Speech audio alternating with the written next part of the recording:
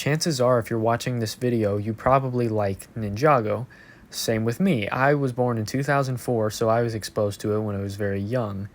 It was one of the many things I remember from my childhood, and out of all the things I was exposed to during my childhood, this is one of the few things that still holds a very special place in my heart. I remember Lloyd being revealed as the Green Ninja like it was yesterday. I remember the final battle. I remember Zane's sacrifice. All these moments are permanently burned into my brain. I could ramble on about anything when it's related to this show, but I'm going to talk about specifically the last season I ever watched as a young child. This is one of the seasons I am the most passionate about.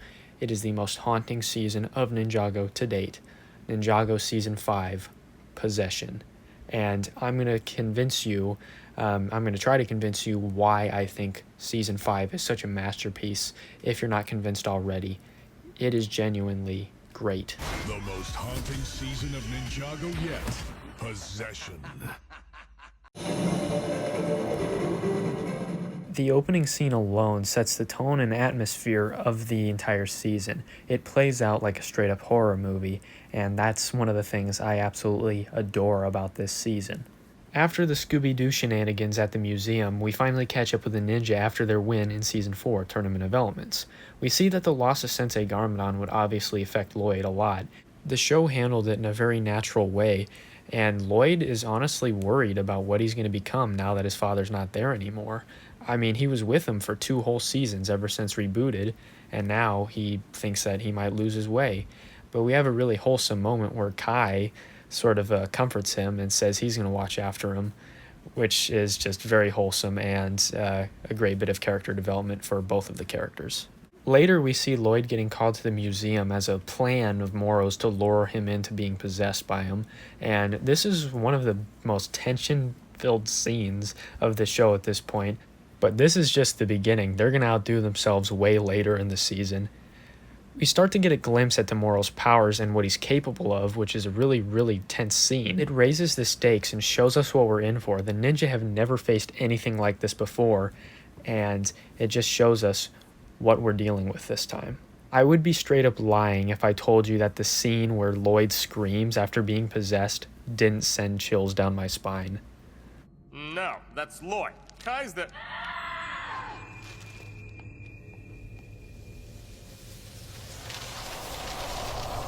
After this happening, we see the ninja lose their powers, which is another great way to raise the stakes and make the viewers ask, how are the ninja going to win this time around?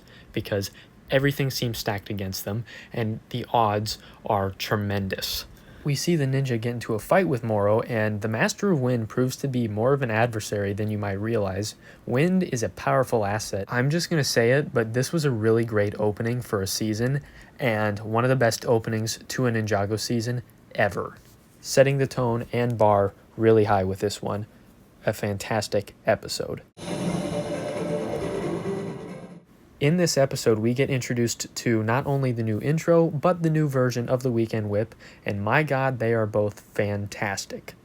This episode starts off with where the last one left off, with an amazing battle on Destiny's Bounty. Moro hunted them down after getting away because he wanted Sensei Wu's staff, which was the staff of the first Spinjitzu master. There would be 3 clues on this staff, which will become more important as time goes on. Sensei Wu had already marked down the clues that were on the staff, so they get rid of the staff to get rid of Moro, and the Destiny's Bounty crash lands. The episode is called Ghost Story, and it's a very fitting title because Sensei Wu tells a ghost story about his first pupil, Moro, the Master of Wind. And it's a very, very sad story because Moro is a sympathetic villain. He was homeless, he had nothing, and then Sensei Wu told him he had the opportunity to become something, and he just let the power get to his head, and he wanted to become the Green Ninja, and it consumed him. So the guys realize that they have to learn the secret art of air jitsu to be able to stop Moro. Unfortunately, the scroll of air jitsu was stolen by a character named Ronin, who we'll touch upon later. After a fight with a ghost in a chain cycle, which is a really cool set that I now own, by the way, so that's very cool, the ninja head to the City of Styx, where Ronin is, and hopefully they'll find the scroll of air jitsu. Sticks and Stones would be the formal character introduction of Ronin, a character that was debuted in the video game Lego Ninjago: The Shadow of Ronin. And right off the bat, we see how low and sleazy this character can be, but his introduction is not the only notable thing about this episode. This episode gives us the more than shocking reveal that Nia is the Water Ninja. Yes, as Kai took on the traits of your father to become a fire ninja, for the sake of saving Ninjago, you must train to become the master of water. This was pretty much everyone's reaction after watching that episode. For those that think that Ninjago didn't show the character of Nia very much respect in the earlier seasons, I have this to show you to prove you wrong. After negotiations went south with Ronin and Moro stole the scroll of Air Jitsu, Ronin told the ninja that there was another way to learn Air Jitsu, going to the temple of Air Jitsu itself.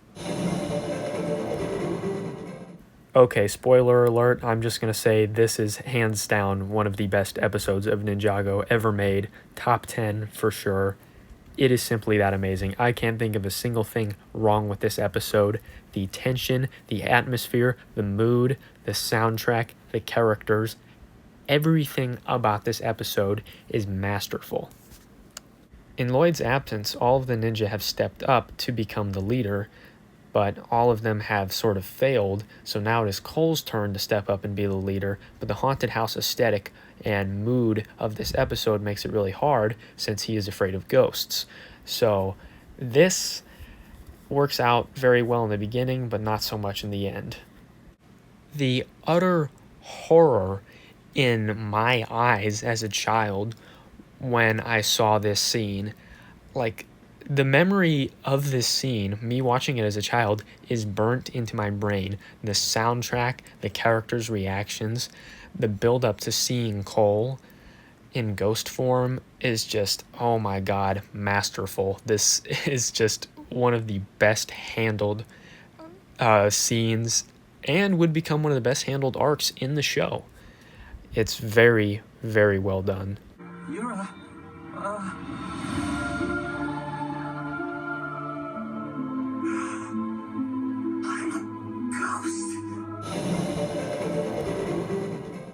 I just gotta say it, the titles of the episodes in this season are just great. I couldn't not mention that in the review. Very, very fitting.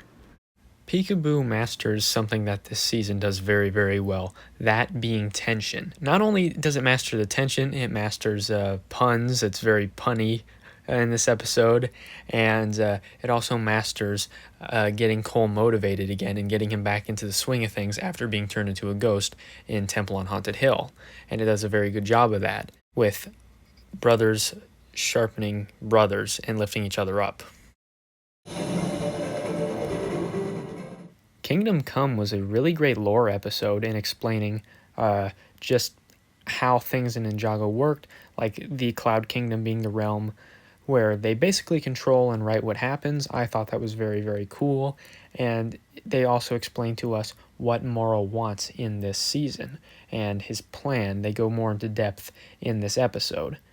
There was one thing that felt very not like Ninjago. It was the creature thing. I forgot its name. That the ninja had to interact with for a little bit. That was really weird. But on the plus side, Dareth was in this episode, so that was really cool. And it was an overall really good episode. Not a single bad episode this season so far. And I have to say that the confrontation with Moro was great. And Kai being able to get to Lloyd and seeing Lloyd a little bit was also very, very good, since he's not in the season very much. Also, discount Ghostbusters theme.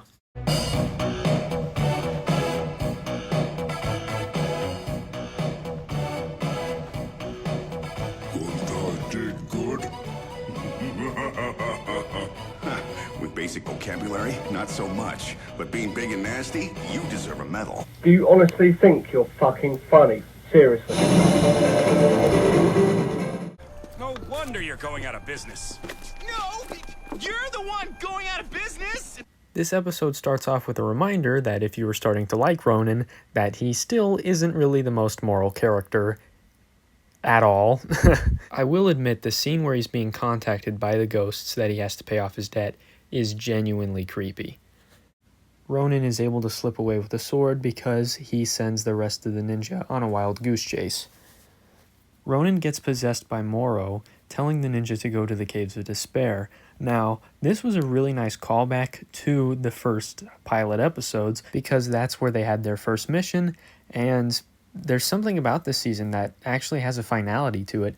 This could have been the last season of Ninjago because there's no plot twist ending, there's no surprise ending or anything like that. This could have been the last one if they chose to end it here, and I think it would have been a pretty satisfying ending. But obviously it's not the ending, but I do think that that would have brought things full circle, and it wouldn't have been a straight line, which is one of the themes of this season, that the path you're on is not a straight line. So people might see this as a filler episode, but it really isn't. It's got so much development in it, and it's really just great. Speaking of development, Ronin gets some as well. And if it's any consolation, this will be the last you see of me. If Nia wants to know a reason, tell her it's because I care. Hey, good luck, and go make things right. Also, this last scene just always makes me smile. Time to buckle up.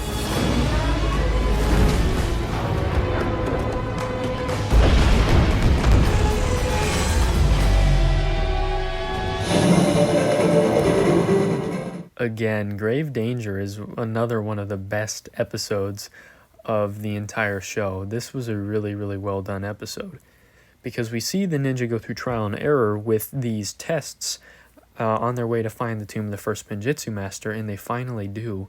And the scene of him, his tomb and him holding the realm crystal was really just so mythical, and it felt like, wow, is this really the guy that created everything? And then Moro comes in with his ultimatum and adds more tension to the scene. So they have to figure out a way out of this. And unfortunately, it ends with Moro getting the realm crystal, but Lloyd is saved, and we finally get to see more of him in this season. And as a Lloyd fan, that's a positive, but this is somehow still one of my favorite seasons, even though he's not in it very much. So that's a positive. So they did something really, really hard to do. They made me like a season that Lloyd isn't in very much. Having your finale be named Curse World and have 2 parts already means something's going to be wild, and this episode is definitely wild. A lot of this episode is set up for part 2, but that doesn't mean it's boring. We focus on the ninja trying to infiltrate the heavily fortified city, and also the ghosts just wreaking havoc on the city of Styx. We're talking like casual terrorism right here. It's pretty bad. Lloyd gets captured at the end of the episode in a very, very scary scene where the Preeminent is coming out of the portal, grabbing him and dragging him in. That just, when I was a kid, that was not okay. And in some ways, today, as a young adult, that's still not okay. But it's definitely a great build-up to Curse World Part 2. This finale was heavy-hitting. I knew when this season made me emotional halfway through that the finale was going to not hold back, and it was going to pack some punches. This finale was quite a roller coaster ride. It had some of the craziest things in Ninjago history happen just in one episode. Chen coming back, Garmadon's departure, Nia's true potential, an entire realm being destroyed, Moro's departure, and Shima being canon. Seriously, what the fuck? You know, you should never swear. It's a sign of weak verbal skills. Hey, where do you guys come from? This was truly a finale like no other, and I have to say that this season nailed everything. Like, Air Jitsu was an amazing inclusion. Unfortunately, Ninjago would forget that in later seasons, but it is what it is. The future reflections were also amazing. Like, the lore in this season was absolutely great. Cloud Kingdom was a great inclusion. Unfortunately, these things would later be forgotten by the series, but these were great inclusions. Speaking of great inclusions, Moro was a fantastic villain. I think Andrew Francis did a great job voicing this character, and I'm glad that he got to be the voice of Cole after the late great Kirby Morrow's unfortunate passing. So, absolute amazing work from Andrew Francis when it came to the voice of Morrow. Terrific villain. I wish we saw more of him, and I loved Morrow's redemption, not just here, but in Day of the Departed as well. I think that this entire season is fantastic to watch around Halloween. Day of the Departed might be the official Halloween special of this series, but I do think that season 5 is something that is absolutely terrific. It sets you in the mood. It's great to watch around Halloween. Absolutely amazing.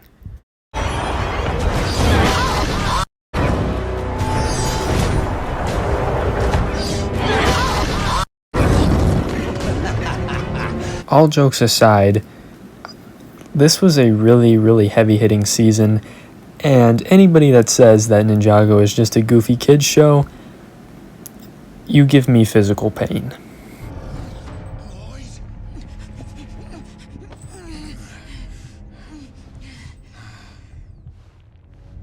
My son.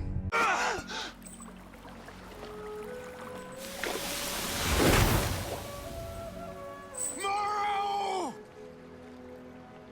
There are some lines that I really, really like in this scene, and that I think are just really well written, so I'm just going to let the scene play out.